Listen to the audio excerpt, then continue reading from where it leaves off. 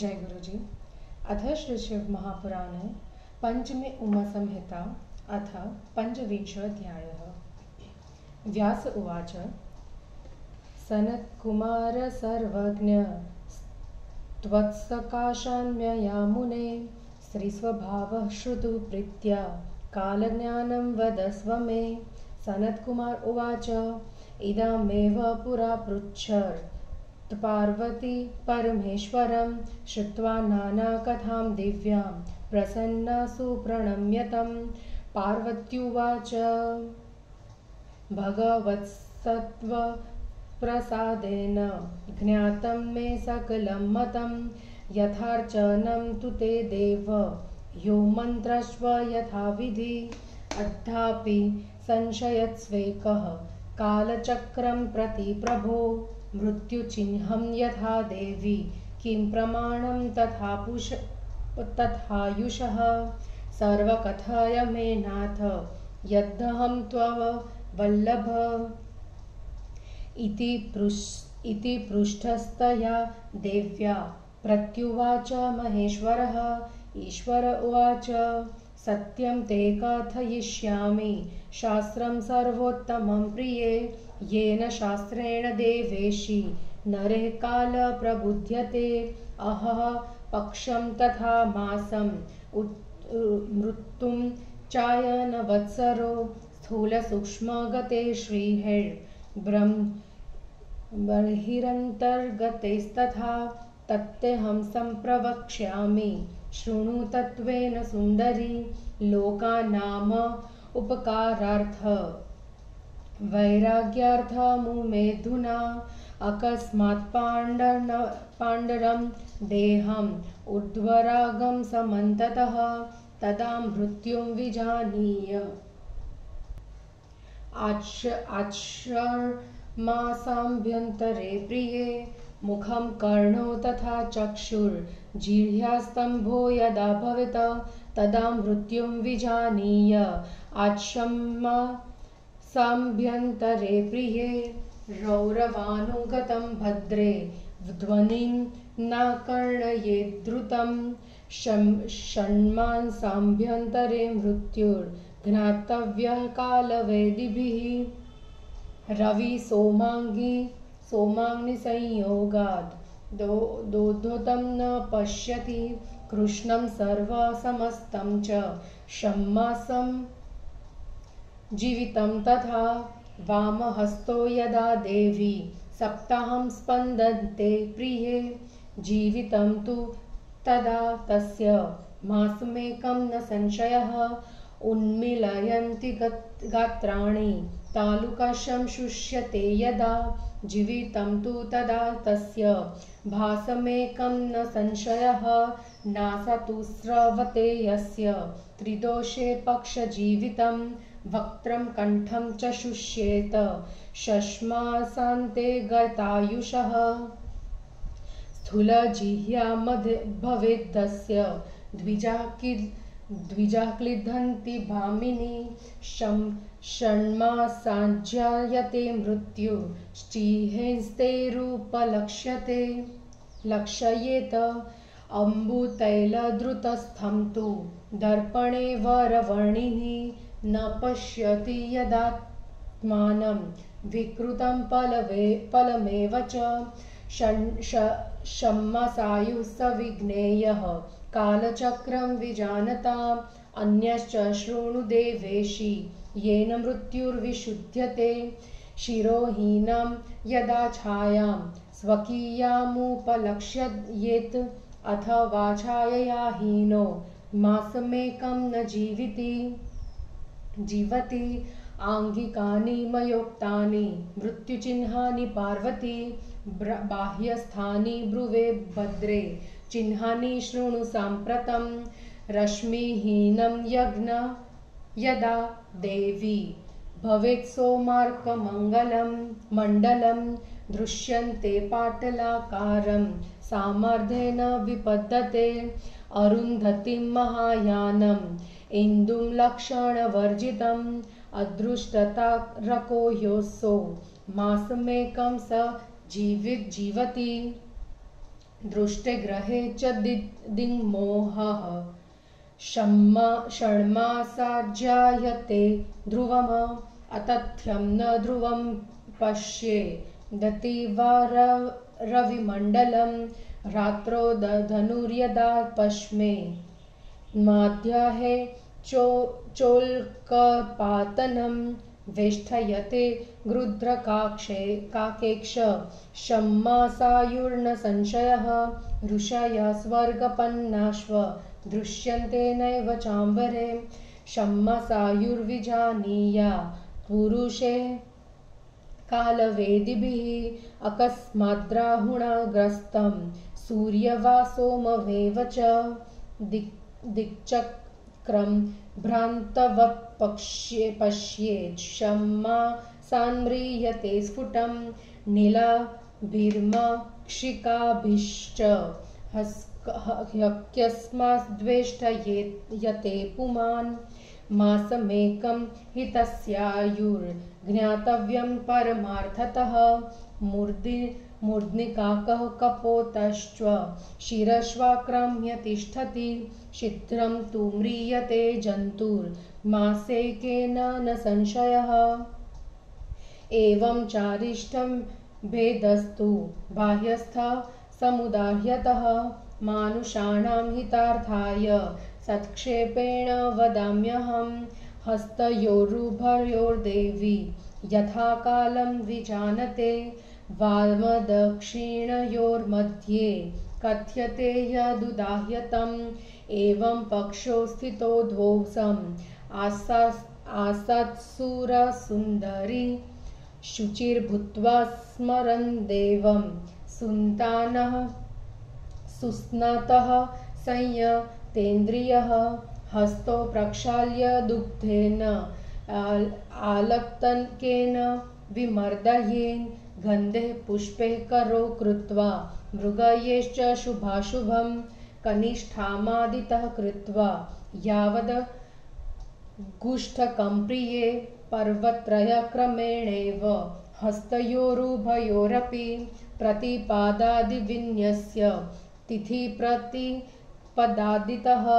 सम्पुटाकारहस्तौ तु पूर्वदिह मुखस्थितिं संस्थितः स्मरेन्नवात्मकं मन्त्रं यावदष्टोत्तरं शतं निरीक्ष्येत् ततो हस्तो प्रतिपर्वणि यत्नतः तस्मिन् पर्वणि सा रेखा दृश्यते भृगसन्निभा ततिथौ हि मृतिर्ज्ञेया कृष्णे शुक्ले तथा प्रिये अधुना नादजं वक्ष्ये सक्षेपात् काललक्षणं गमागमं विदित्वा तु कर्म कुर्यात् शृणु प्रिये आत्मविज्ञानं सुश्रोणि वारं ज्ञात्वा तु यत्नतः क्षणं त्रुटिर्लवं चैव निमेषं काष्ठकालिकं मुहूर्तकं त्वहोरात्रं पक्षमासर्तु वत्सरम् अब्दं युगं तथा कल्पं महाकल्पं तथैव च एवं संहरते कालः परिपाट्य सदाशिवः वामदक्षिणमध्ये तु पथित्रयमिदं स्मृतं दिनानि पश्चादारभ्य पञ्चविंशद्दिनावधि वामाचारगतो नादः प्रमाणं कथितं तव भूतरन्ध्रं दिशश्वैव ध्वजश्चवरवर्णिनी वामचारगतो नादः प्रमाणं कालवेदिनः ऋतोर्विकारभूताश्च गुणास्तत्रैव भामिनी प्रमाणं दक्षिणं प्रोक्तं ज्ञातव्यं प्राणवेदिभिः भूतसङ्ख्यया यदा प्राणान्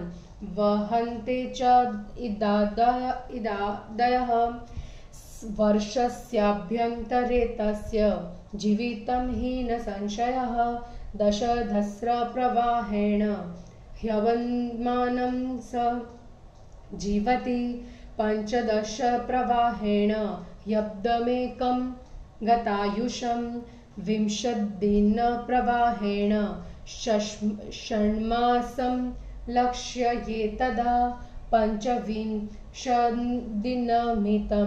वहते वामनादिका जीवितं तु तदा तस्य त्रिमासं हि गतायुषः षड्विंशदिनमानेन मासद्वयमुदाहृतम् सप्तविंशदिनमितं वहते त्वत्यविश्रमा मासमेकं समाख्यातं जीवितं वामगोचरे एतत् प्रमाणं विज्ञेयं वामवायुप्रमाणतः सव्येतरे दिनान्येव चत्वरश्वानुपूर्वशः चतुस्थाने स्थिता देवी षोडशैताः प्रकीर्तिताः तेषां प्रमाणं वक्ष्यामि साम्प्रतं हि यथार्थः षड्दिनान्यदितः कृत्वा संख्यायाश्व यथाविधि एतदन्तर्गतं चैव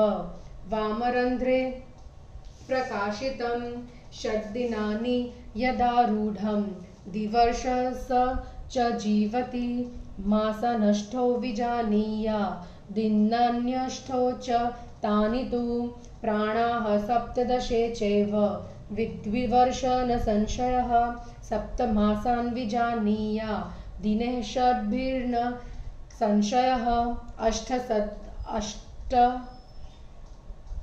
अष्टसहस्रप्रभेदेन द्विवर्ष हि स जीवति चतुर्मासा हि विज्ञेया चतुर्विंशदिनावधि यदा नवानि दिनं प्राणा वहन्त्येव त्रिमासिकं मासद्वयं च द्वे मासे दिना द्वादश कीर्तिता पूर्ववक्ततिथिता ये तु कालं तेषां तु पूर्वकम् अवान्तरदिना ये तु तेन मासेन कथ्यते एकादश प्रवाहेण वर्षमेकं स जीवति मासा नव तथा प्रोक्ता दिनान्यष्टमितान्यपि द्वादशेन प्रवाहेण वर्षमेकं स जीवति मासा न सप्तबीजानि याच्छ्रांश्वाप्युदाहरते रेत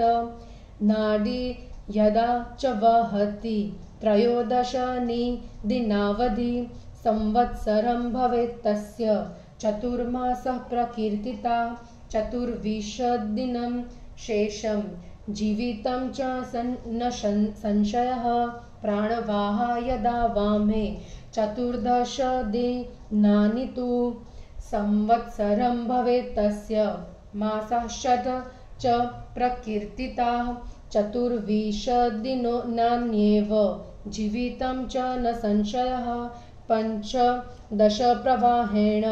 नवमासान् स जीवति चतुर्विंशदिनान्येव कथितं कालवेदिभिः षोडशाः प्रवाहेण दशमासान् स जीवति चतुर्विंशदिनाधिक्यं कथितं कालवेदिभिः सप्तदश प्रवाहेण नवमासेर्गतायुषम् अष्टादशदिनान्यत्र कथितं साधकेश्वरी वामचरं यदा देहि ह्यष्टादशदिनावधिः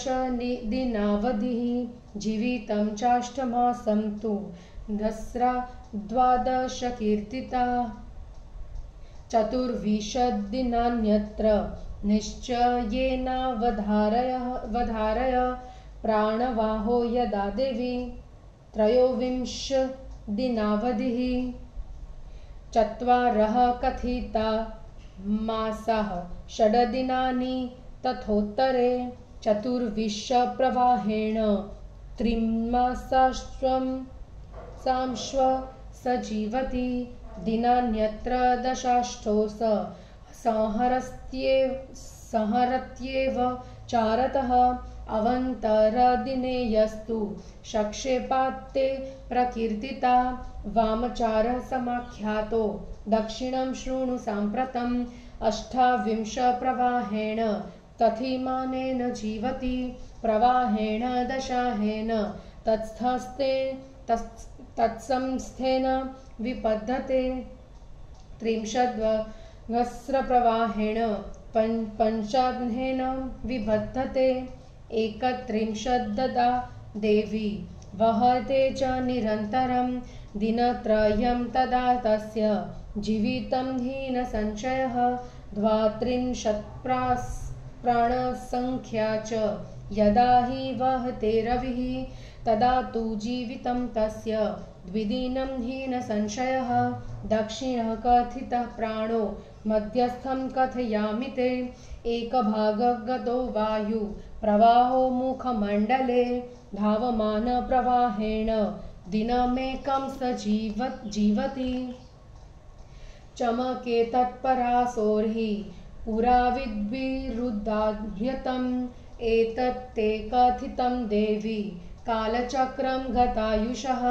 लोकानां च हितार्थाय किमन्यत् श्रोतुमिच्छसि। इति श्री शिवमहापुराणे पंचम्या उमासंहितायां कालज्ञानवर्णनं नाम 25वाध्यायः। हिंदी अनुवाद। व्यास जी ने कहा, हे सर्वज्ञ सनत कुमार मुनि, आपसे मैंने स्त्री स्वभाव को सुना। अब मुझे काल ज्ञान के बारे में उपदेश दे। सनत कुमार जी ने कहा, अनेक कथाओं को सुनने से प्रसन्न हुए पार्वती जी ने यही बात शिव जी से बहुत पहले पूछी थी। पार्वती जी ने कहा, हे भगवान, हे देव, आपकी कृपा से आपकी पूजा के सभी प्रकार जान लिए, मंत्र और विधि भी जान ली। हे प्रभु, आप भी मुझे एक संदेह काल चक्र के बारे में है, इसलिए मृत्यु का चिन्ह और आयु का प्रमाण कहिए। हे स्वामी, यदि मैं आपकी प्रिया हूं तो वैसे कहिए जिससे मैं समझ पाऊं। देवी के इस प्रकार पूछने पर ईश्वर ने कहा, हे प्रिया, मैं तुमसे सर्वश्रेष्ठ शास्त्र मत कहता हूँ, जिस शास्त्र से हे देवेशी मनुष्य काल चक्र को समझ जाएंगे। दिन, पक्ष, मास, ऋतु, अयन, वर्ष आदि इसके बाहरी, भीतरी, स्थूल, सूक्ष्म चिन्ह, हे सुंदरी, सूक्ष्म चिन्ह है। हे सुंदरी, हे उमा, इसे मैं और स्पष्ट रूप से इस समय तुमसे कहता हूँ। इससे लोगों का उपकार होगा और उनके मन में वैराग्य उत्पन्न होगा। हे प्रिया, यदि शरीर चारों ओर से सहसा पीला पड़ जाए और ऊपरी अवयव लाल हो जाए, तब 6 मास के भीतर उसकी मृत्यु होगी, ऐसा समझे। मुख, कान, आंख, जीभ एकाएक जड़ हो जाए तो 6 मास के भीतर मृत्यु होगी, ऐसा समझे। हे सुंदरी, यदि भयानक ध्वनि भी शीघ्र न सुनाई दे तो कालविद पुरुष उसे कह दे यह 6 मास में मर जाएगा। जो सूर्य, चंद्र, अग्नि के प्रकाश को न देख सके, चारों ओर अंधेरा ही देखे, उसका जीवन 6 मास का समझे। प्रिया, जिसका बायां हाथ 1 सप्ताह तक फड़कता रहे, वह निसंदेह 1 मास तक ही जीवित रहेगा। जब शरीर के अंग ऊपर की ओर फूल रहे हो और तालु मुख रहा हो तो वह निसंदेह 1 मास तक जिएगा।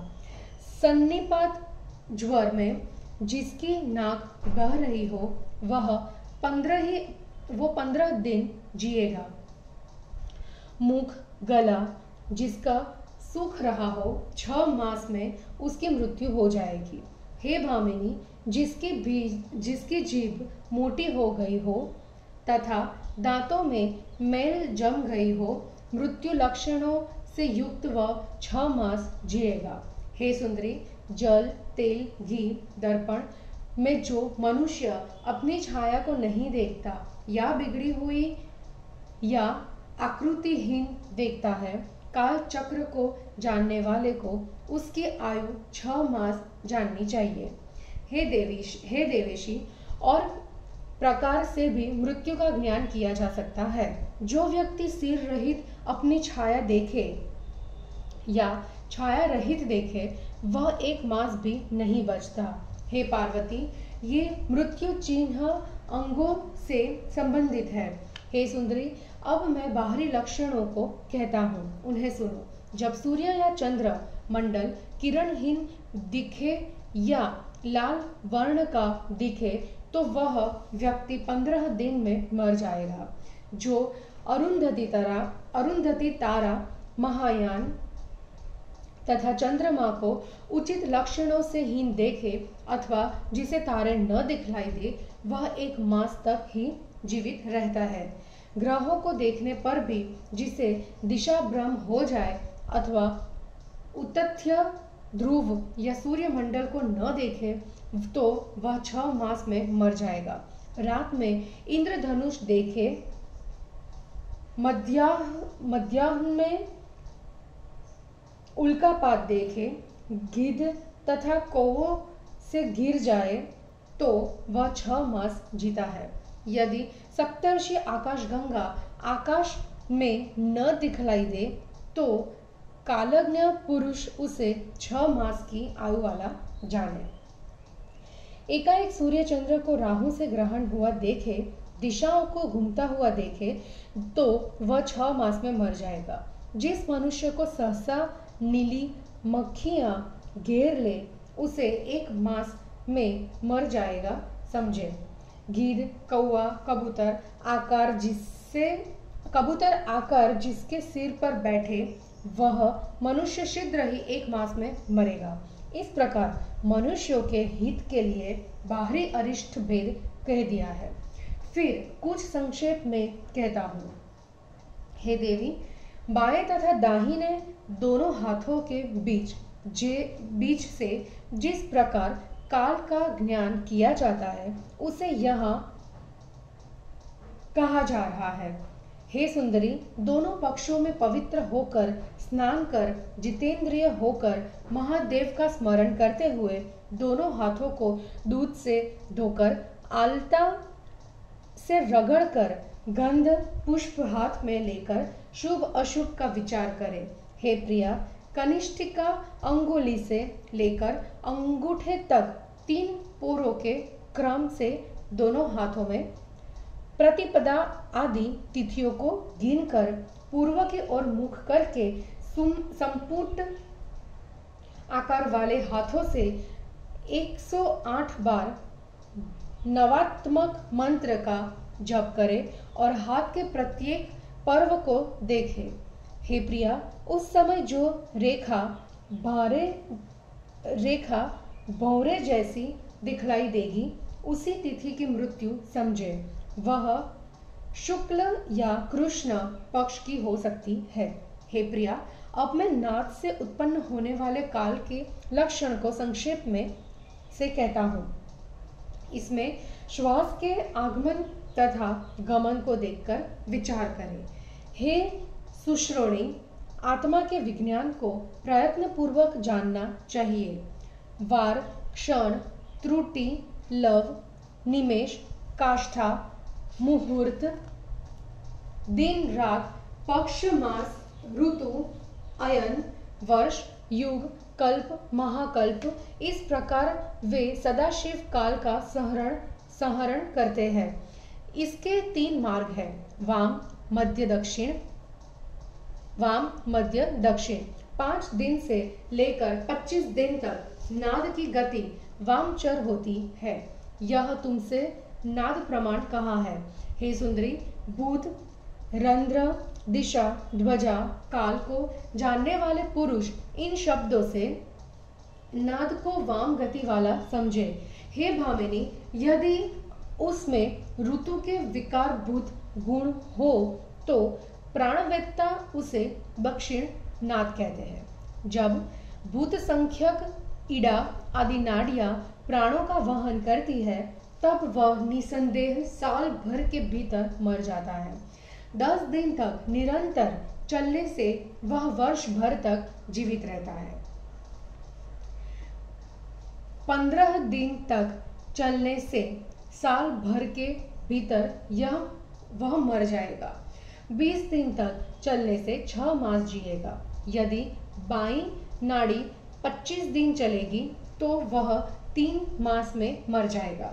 26 दिन चलने पर वह 2 मास जिएगा। यदि बाईं और 27 दिन तक लगातार नाड़ी चलती हो तो वह 1 मास जिएगा। इस प्रकार वाम वायु के प्रमाण को नाद का प्रमाण समझना चाहिए तथा दाहिनी ओर चले तो वह केवल 4 दिन जिएगा। हे देवी, 4 स्थानों में नाड़ी की स्थिति कही गई है। इस प्रकार से 16 नाड़ियां कही गई है। अब मैं उनका ठीक ठीक प्रमाण कहता हूँ। 6 दिन से लेकर 10 दिनों तक नासिका के बाएं छिद्र में प्राण रहते हैं। जब 6 दिनों तक नाद प्राणवायु पर चढ़ा रहे तो वह मनुष्य 2 वर्ष 8 मास 8 दिन तक जीता है। यदि 17 दिनों तक प्राणवायु चढ़ा रहे तो 1 वर्ष 7 मास 6 दिन तक निसंदेह जीता है। 8 दिन तक निरंतर प्राणवायु के चलने से वह मनुष्य 2 वर्ष 4 मास 24 दिन जिएगा। जब 9 दिन प्राणवायु चले तब वह 5 महीने या 2 महीने 12 दिन जीवित रहेगा। जो प्राण पहले कहे गए हैं उनका काल पहले के समान कहा गया है। जो बीच के दिन कहे हैं उनके मास कहे हैं। 11 दिन प्राणवायु चलने पर 1 वर्ष 9 महीने तथा 8 दिन तक जीता है। 12 दिन तक चलने पर 1 वर्ष 7 मास 6 दिन तक जीता है। 13 दिन तक नाड़ी चलती है तो उसकी आयु 1 वर्ष 4 महीने और 24 दिन शेष समझे, इसमें संदेह नहीं। जब बाईं ओर 14 दिन प्राण वहन करते हैं तो उसका जीवन निसंदेह 1 वर्ष 6 मास 24 दिन शेष होता है। कालविदों के मत से 15 दिन तक बहने से वह 9 महीने 24 दिन जीता है। कालविदों के अनुसार 16 दिन तक बहने से वह 10 मास 24 दिन जीता है। हे साधकेश्वरी, 17 दिन तक बहने से 9 महीने 18 दिन में वह मर जाता है। हे देवी, 18 दिन बाईं और प्राणवायु के बहने से 8 मास 12 दिन उसकी आयु शेष कही है।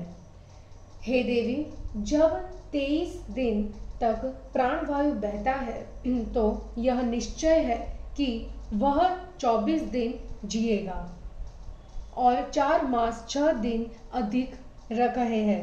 24 दिन के प्रवाह से वह 3 महीने 18 दिन तक जीता है।